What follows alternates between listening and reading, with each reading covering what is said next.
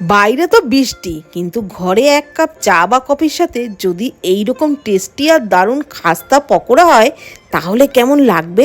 আচ্ছা ঠিক আছে, আপনারা না হয় বানিয়েই বলবেন, তবে আমি কিন্তু বলছি একদম ফাটাফাটি লাগবে।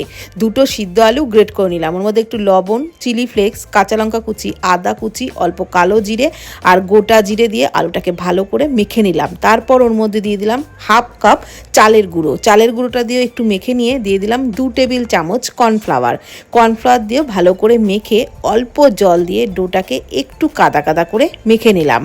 একদম কিন্তু বেশি পাতলা না, আবার একেবারে শুকনোও না। তারপর ওর মধ্যে দিয়ে দিলাম একটু কারি পাতা কুচি, না থাকলে ধনে পাতাও দিতে পারেন, আর সামান্য একটু বেকিং সোডা দিয়ে খুব ভালো করে ফেটিয়ে ঠিক এই রকম ঘনত্বের ব্যাটারটা তৈরি করে নিলাম। কড়াইয়ে সাদা তেল গরম করে অল্প অল্প করে দিয়ে এই পকোড়াগুলোকে ভেজে নিলাম, মানে ছোট ছোট করেই পকোড়াগুলো ভেজে নিলাম, উল্টে পাল্টে বেশ মুচমুচে করে। দেখুন দেখতে লোভনীয় লাগছে কিনা, তাহলে আর দেরি না করে রান্নাঘরে গিয়ে ফটাফট বানিয়ে ফেলুন, চায়ের সাথে পরিবেশন করুন, একদম সুপার টেস্ট লাগবে।